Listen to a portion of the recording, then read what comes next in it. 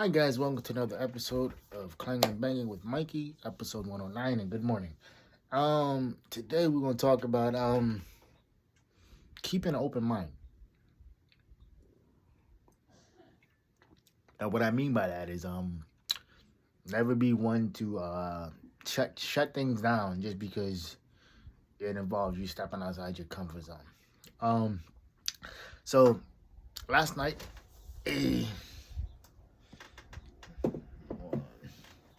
1 second guys.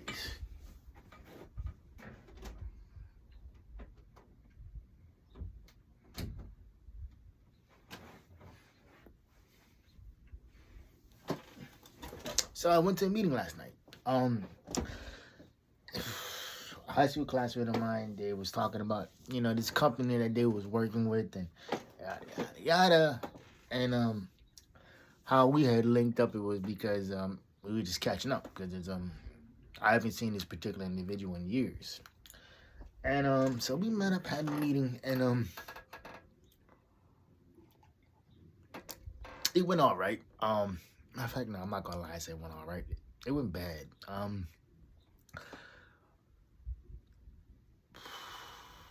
The reason I say it went bad because I it's never good when you leave a meeting and you have more questions than answers, and the questions that you was asking, they weren't being answered in a, I don't want to say it a truth, not in a truthful way, but not in a confident way. Because I for one is like, yo, I get it because people get nervous or whatever it is, but if this is what you do, whatever it is, number one, you should be able to sell it, with ease, and number two, yeah, man, I just think it was an interesting meeting. Up until the questions I had weren't getting answered. And I kept the open mind and everything too. And I don't know, man. I just thought it was interesting because of that. And then because before when I was growing up, and even in my late teens, early 20s, I would just kind of shy away from doing stuff. Simply because it was out of my comfort zone. Probably ranged from the fact that I was out of shape and I had a physical disability, and I had growing up, my support system wasn't the greatest that it was. I'm not gonna get into that right now, but it took a long time for me to become confident. It took a long time for me to be sure of myself, and it took a long time for me to realize that, yo, like, if you really want something to get done, you got to do it yourself. And it was funny because this uh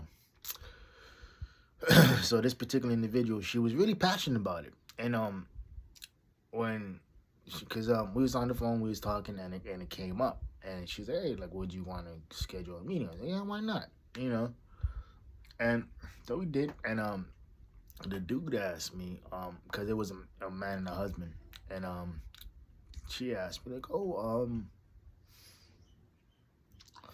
well, like, what made you want to take this meeting? I looked at my homegirl, and I was like, she did, and the way she pitched it, it seemed genuine, so I figured, why not, and I told him straight up, it's like, yo, even if I end up not using the information here, doesn't mean I can't, take the information and still have it available for me and still have it useful. And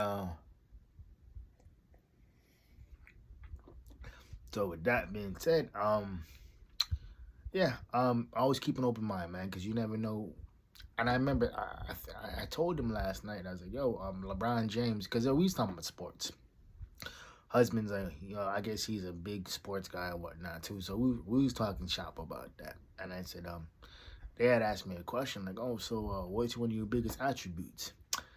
And I said, not an attribute, but just something I strive to be. I strive to be nice to everybody because you don't know who's in the room that can affect your money 10, 15, 25 times in a row. You know what I mean? And just by you being an asshole, it could affect your money because, like I said, you don't know who's in the room and you don't know who they know. you know. So it's always helpful to be nice, you know. And LeBron James famously said that too, and he's like, and I said, yeah, like, well, like LeBron said that because it's the truth, and I said it costs us nothing to be nice to people, even the people who don't deserve, you know, your kindness. Be nice to them anyway. But in terms of keeping an open mind, man, it's really imperative to do that because a lot of people get caught up in, oh well, I've been doing it my way for X amount of years, X amount of decades. I'm like, yeah, that's cool, but if you did it this way, it might be more beneficial, you know, or because you never know, that you never know what type of meetings you'll be in or what type of rooms you'll be, you know, like you'll walk into because of that, and I think it's important to realize that because, yeah, um, you never want to pass up an opportunity just because you feel uncomfortable, you know. And when I say uncomfortable, I don't mean like financially uncomfortable, but like you're uncomfortable because it's something new. I mean, that's pretty normal to be uncomfortable trying to do something that's new because it's new. Like I tell people, man, it's like, oh, me as a competitive bodybuilder, it took me roughly a decade to step on stage, and a lot of it had to do with this. It wasn't I mean, physically it was this too. You know, my shape of my body and everything. But mentally, it was more along the lines of like, yo, can I place? Will I place? You know, what would the competition look like? And I found myself obsessing over it. And I was telling my coach, I was like, man, he told me like, hey, man, he's like, just relax, because number one, the only person you got to beat is yourself.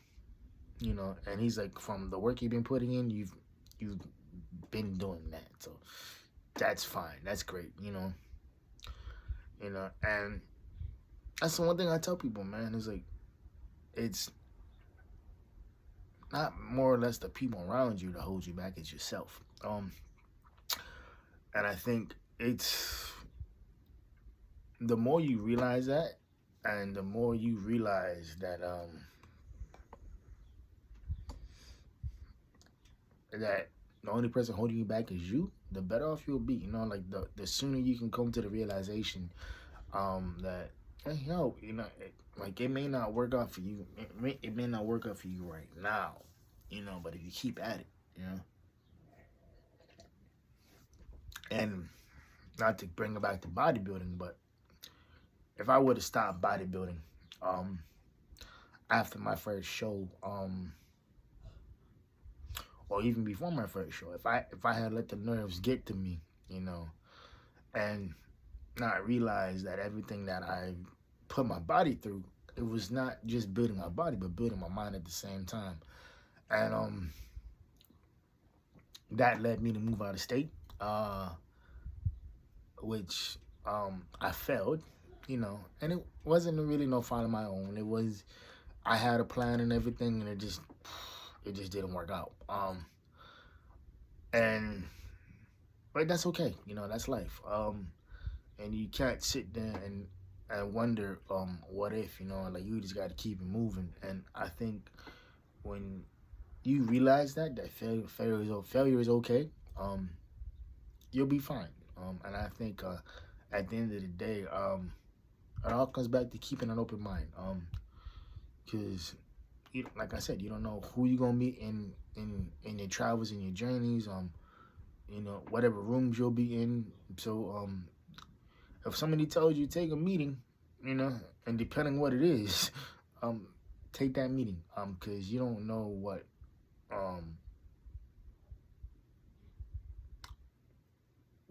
is gonna come of that meeting or what's gonna come of that experience.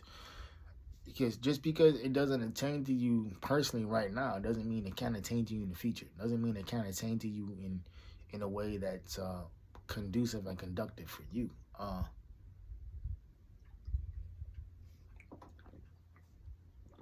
And I think a lot of people they get so caught up in like now, like instant gratification, like because like we live in a world where you know it's crazy because, and this is just me comparing myself to an Instagram model. An Instagram model can have a picture of of her in a thong just showing her ass, and she'll get 20,000 likes. I post a snippet to a new track, and I get maybe 8 likes. But and not that I'm bitching about it, because I'm not. I appreciate the likes that I've gotten, but it's not what I do it for. And living in a world of instant gratification, it can be dangerous and it can be very intoxicating. Because everybody's so caught up in, oh, I gotta post on social. Oh, I gotta do this. I gotta do that. In reality, you don't have to do anything. Social media is a great tool if you use it correctly. And it's a dangerous tool if you don't use it correctly. And I think at the end of the day, depending on how you use it, excuse me, and depending on what you use it for, and and I'm not against people, having OnlyFans or making money or having LinkedIn trees, or posting their music, like I do, or just having strictly different pages for each particular hobby, because that's great, and I think that helps an individual express themselves more than just dealing with everything at once. And for me, it's bodybuilding and music. It's sports and music, man. I can't picture myself doing nothing else except helping people, working out, and making music, man. And I'm relatively simple, bro. There's nothing about me that's gonna be like, oh my God, he's like all over the place. Like, nah. Like you catch me 3 places, bro. You catch me here, studio setup behind me. You catch me at work, or you can catch me at the gym. I really don't do anything else. And I occasionally may go out to Mai Tais and whatnot with a couple friends, which we did last night, and it was fun. I don't drink and drive, so yeah, and that was interesting because being the only sober-ish guy there, or sober guy there, in his fashion was kind of it was interesting. So anyway, man, this is about 13 minutes of your life that you won't get back. Hope y'all keeping the 4 P's. Private player positive pushing. I will see y'all next week, Sunday. Love y'all. And like I always say, know your worth. Goes.